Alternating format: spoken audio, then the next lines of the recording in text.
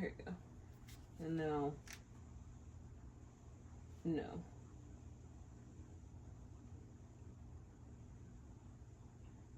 We good or what? Let me see. Hey, I'm a local hippie, and I read Taming Kane by, I don't even remember the author's name, I'm gonna be completely honest with you. I read Taming Kane, so you don't have to. When I did my little vlog about this book, I said that, hold on, let me turn it a little bit so that you can see a little bit better. Okay. I said that it was an Omegaverse book. I don't think it is. I still don't know what the Omegaverse even is.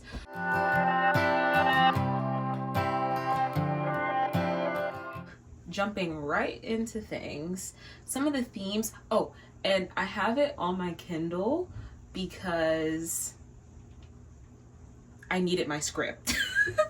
I wrote my script on my phone and I'm filming on my phone, and so you can make PDF files, I think, and you can transfer them to your Kindle. So that's why I'm holding my Kindle, and that's what I'm looking at when I'm reading, is my script, because it's on my Kindle. So the themes for this are going to be found family, there are some social politics, childhood trauma, coping mechanisms, loyalty, familial bonds, and sex trafficking. So jumping right into things, part one is the introduction. We meet Kane, who is a wolf shifter, and we get a little bit of world building as to what supernaturals are. We don't really get their origin story, but we kind of get the backstory of where they end up when the story officially begins, because this is the prologue when we're introduced to Kane. So it's just basically taking place 1,000 years before the story begins. There's been a war called the Great War between supernaturals, so shifters, witches, vampires, anything you could think of, supernatural beings, and humans. The supernaturals lose due to betrayal by the witches, and because of this, supernaturals are put into a 1,000-year-long purgatory. And what that means is that they have to navigate through the world in their shifter form. For shifters, that's what it means for them. And it also means that they can't procreate.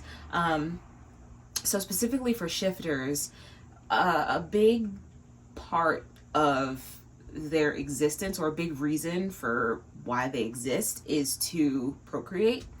And the men, the shifter men, because that's the only perspective we get in this book is from the men, they have this very deep desire to provide, to take care of, and to, well, first and foremost, to start a family, to provide for the family, to protect this family.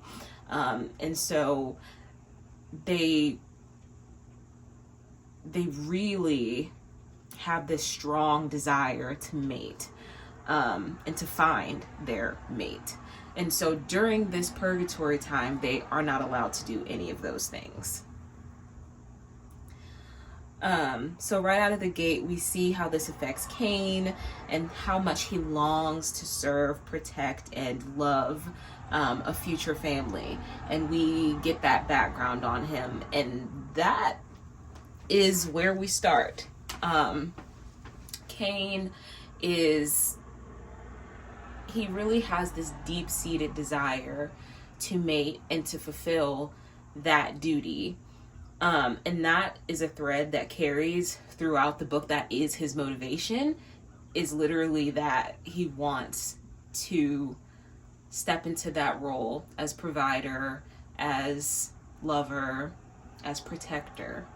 And so we finally get into the story, and we get a little bit more insight onto the world. It's a modern society post-pandemic, and the pandemic of 2020 is what brought the supernaturals out of their purgatory. And that was 10 years ago. So the story is set in the year 2030. Supernaturals habitate on an island called Wintermoon, and this is where Kane lives, and where his job is to patrol the island to make sure humans don't come uninvited onto the island, because they're not allowed unless they're visiting for a vacation or they're staying there permanently because they've mated to a supernatural. There's also a subplot of tensions between humans and supernaturals that mirrors social politics in real life. So I thought that was really cool, and I enjoyed that a lot, and how that was handled. And so after that, we are introduced to the FMC, Tamara Lovington, who is called Tammy. She's a CNA, and her life is all over the place. She doesn't have any family, and her one friend who delves as a roommate is living life on the edge. On the edge. So one night, Tammy goes home to find her friend just inebriated on the couch, engaging in sexual activity. And the roommate, Tiffany, her name's Tiffany, Tiffany's boyfriend tries to assault Tammy, which then leads her to running away. And this boyfriend of Tiffany's follows her, and this is what leads her to the Wintermoon Island. As she's traveling there, she feels this pull. She's tired. She just got done working a 12-hour shift, and now she's driving all throughout the night in terrible conditions. It's snowing, it's a blizzard. She's driving, trying to get away from this guy, but she also feels this pull towards Wintermoon. And she doesn't know why. So she gets there. Well, first, she stops at a gas station to get gas, and she runs into a man, this strange man. He's a really big guy. He's strange, but he's asking her, hey, are you okay? Do you need anything? She's like, no, yeah, I'm fine. And she continues driving, and she's looking in her rearview mirror, of course, because she was being followed. That's what sent her on this journey anyway. She's looking through her rearview mirror, and she sees a truck, and she's thinking that it is Tiffany's boyfriend. His name is Julian. She's thinking it's Julian following her. It wasn't. It was the guy at the gas station. So she just puts pedal to the metal, and she drives, and then she crashes on to Wintermoon Island. Like, she crashes her car because there's like a barricade, or there are the things that like police officers use when they're doing a high-speed chase. These like little things that mess up your tires or whatever. And she crashes, and we find out that the man that was following her was a shifter. He was a bear shifter, and he was following her because he scented on her that she was someone's mate on Wintermoon. So he was trying to make sure that she got there safely, but she mistook that as her being followed by Julian. And so we're then introduced again to Kane in this timeline. And well, this isn't our first time. We met him, and he was doing some patrolling of the island to make sure people don't come in and all that stuff, and it really wasn't that important, the chapter we got for him before we get to Tammy. But so we see him meet his mate, and he immediately knows that this is her, and so he takes her back to his cabin, and one of his friends helps him nurse her to health. And that's basically the beginning of the story. That's the introduction. We're introduced to the world. We're introduced a little bit to the magic system, to supernaturals in general, different shifters. We're introduced to it's pretty much the introduction of the story.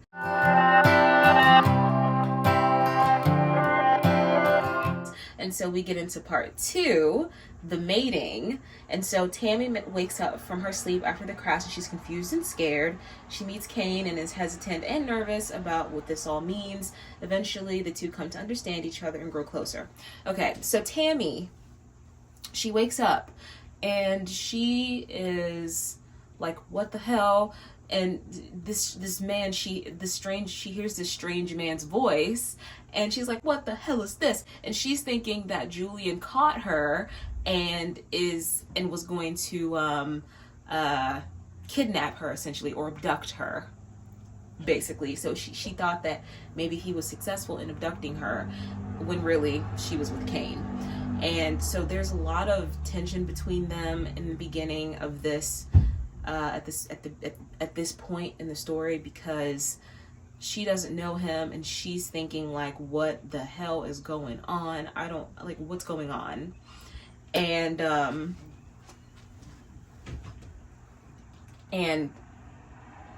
because she is his mate, she can't leave the island, and Kane doesn't really want her to leave his cabin, and therefore they have to spend a lot of time together in a confined space.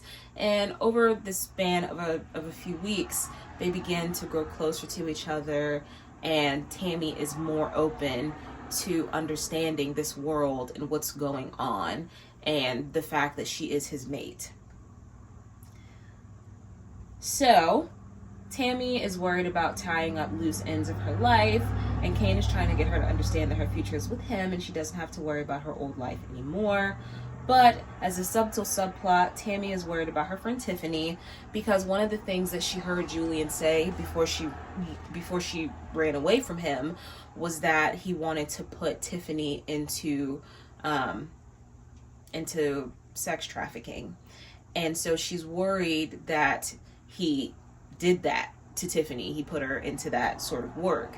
And this is something that repeatedly comes up throughout the rest of the story. And so since she's so worried about Tammy, she presses Kane to allow her to go to the Winter Moon police, since the police in southern Michigan were no help to her, because after she ran away from Julian, she then went to a police station, which is what you would normally do when you hear someone talking about sex trafficking, somebody's trying to abduct you. The first thing you do is go to the police station. So she went to the police station in Michigan, and they didn't do anything to help her. And so now she's thinking, okay, well, maybe the police in Winter Moon will help, which is not really how that, not really how that works, because jurisdiction is a thing, but they tell her that they can help her. Tammy and Kane finally mate and can't get enough of each other, and with this comes a need for Tammy to meet Kane's wolf, who on their first meeting playfully hurts her, which upsets Kane because he's afraid of losing her due to the agony he had experienced in the 1,000-year purgatory of being a wolf in his wolf form. And then also after the 10 years prior, or the 10 years post the purgatory, he had to live. He could be in his human form, but he still had this desire to find his mate, and he couldn't, and it was something of a torture to him. They come to understand each other better, and Kane warms to the idea of allowing Tammy to tie up the strings in her past life. So to figure out what's going on with Tiffany, to figure out what's going on with one of her other friends, and to leave her job and everything like that. One evening, Kane goes for a hunt and loses control while hunting, and realizes that in order to help Tammy say goodbye to her old life, he will have to enlist the help of his friends, because he doesn't want to be away from her, and he also can't be around people for fear of changing and hurting someone in his wolf form. Up to this point, Tammy hasn't used or charged her phone, so when she finally opens it, there are many texts and calls, mostly from work and her coworkers, and her one coworker, the other friend she had, who was worried about her. None from Tiffany, and this worried Tammy. Also, as another subplot, Julian, Tiffany's boyfriend, who Tammy ran away from, is still hunting for her, to the point that he has been to her previous place of work looking for her, and he sent her a text message saying that he knew where she was, which brings part 2 to a close.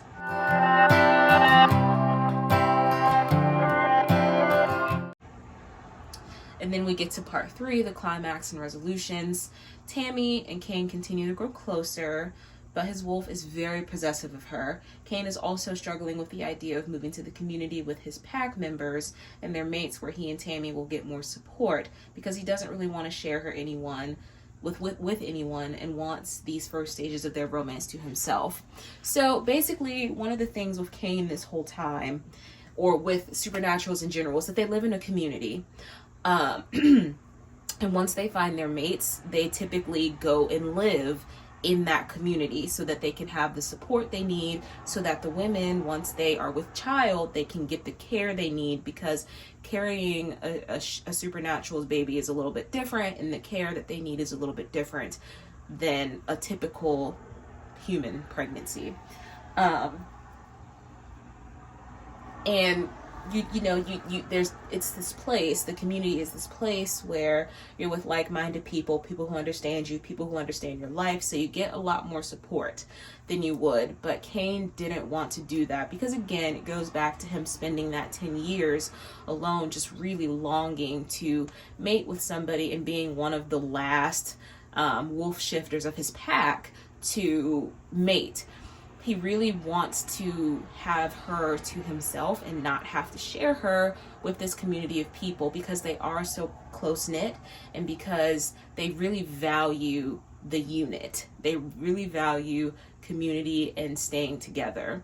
And so he just doesn't want to have to do that yet, because he just wants to be with her. And another piece of it, I think, is that he had mated with her, but she hadn't mated with him. So he had made the bond, he had solidified his bond to her, but she hadn't done the same. And I think he was a little bit worried about that. Him and his wolf were a little bit worried about whether she would want to stay with him and truly live this life. So as a climax, Tammy is finally impregnated by Kane, and it makes both of them as happy as they've ever been, and Kane is even more hesitant to move into the community again, because he's made it with her, she's with his child, but she hasn't solidified that bond to him. And so I think he was a little bit worried about that aspect of her, like, not latching on to this way of life. Tammy, on the other hand, is becoming very clingy and hormonal, wanting to always be near Kane, which leads to her being anxious about his leaving her, or worse yet, losing him completely, because Tammy has abandonment issues. She has a lot of issues with having people in her life, because she feels that everybody she's ever loved has always left her for some reason or another, and she's afraid that that's going to happen with him. In the end, Kane is forced to submit and bring Tammy to the community when his older brother and alpha, Levi, comes to finally meet Tammy. After this meeting, Tammy isn't really a fan, but she and Kane agree to take things to the next step and to introduce her to the pack. But things go south when Julian reappears and wreaks havoc in their life one morning. We find out that there's a supernatural child labor ring operating that the sheriff of Wintermoon wants to look into, something that could potentially, if not actually, lead to war with the radical humans. That's the subplot I was talking about. I don't know if I mentioned that it was a subplot, but this is a subplot. But it's not one that is wrapped up in this story, because it's a through line for the entire series, is this these social politics. Julian works in time with this labor ring and wants to take Tammy's baby and to keep him for herself and to keep her as his, quote, main chick, and abducts her from Kane's cabin while Kane is gone to investigate the ring operation. Kane eventually finds out and all hell breaks loose, and he stops at nothing to find Tammy and enlists the help of his brothers and friends to do so. At this point, we're introduced to Kane's youngest brother, Gabriel, who then steps in as an additional protector for Tammy and for their baby. He does this, again, because there's this great sense of community, this overwhelming sense of community with the shifters. in each different clan of shifters, if you will, each different sect of shifters, if you will, has their own individual community. So the wolf shifters, they have a pack. There are bear shifters and they have their clan, dragon shifters and they have their clan. So within these sects, there is a strong, overwhelming sense of community, because they spent that 1,000 years not being able to further their bloodline, not being able to mate. Now that they have the ability to, they are really, really, really protective of the women that these men come to mate, because, you know, they want to further their bloodlines, essentially. And they want to grow and they want to procreate, basically. So that's why he steps in, or Gabriel steps in as a protector, because he hasn't yet mated with anyone. So he doesn't have anybody to protect, to serve. And so he serves the community, and by extension, Tammy, because Kane did the stupid thing of leaving her alone. And now she's in this mess where she's being abducted and their child is at stake. In the end, the gang finds and stops Julian from harming Tammy any further, and he is killed by Kane, which then will spark a feud between Julian's family and the Supernaturals in other stories. So the Julian subplot is wrapped up, and we also find out that Tiffany can't be saved because she simply wants to go back to that weird Rough Rider lifestyle that she was living, thus wrapping up the Tiffany subplot as well. Wrapped up a little quickly, but it was wrapped up nevertheless. Tammy gives birth to a healthy son 9 months later and is pregnant with another by the very end of the story. And that's where everything ends. That's Taming Kane. I read it, so you don't have to. I really enjoyed this story. I liked the subplots. I liked some of the themes that were explored. And as I've been trying to do with these videos is just giving a summary, like a pretty in-depth summary of each part of the book, but also just enough to where you get a gist of what's going on, or you understand what's going on, but I don't give you the nitty-gritty stuff that makes everything come together, so that if you want to read it, you can do it. You'll just have a vague idea of what's going on.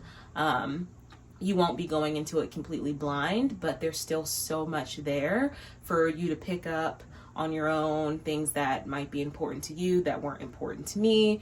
So yeah, I've read Taming Kane, so you don't have to, but I sure hope you do read it. I rated this book, I think I rated it 4.25 stars. It was really good. I read it in the span of a day. I couldn't put it down. It had me on the edge of my seat, and I really, really, really enjoyed it. So with that, this is the end of the video. I hope you have a good day. I hope you have a good evening. And most importantly, I hope you read a good book, and I'll see you when I see you. Bye.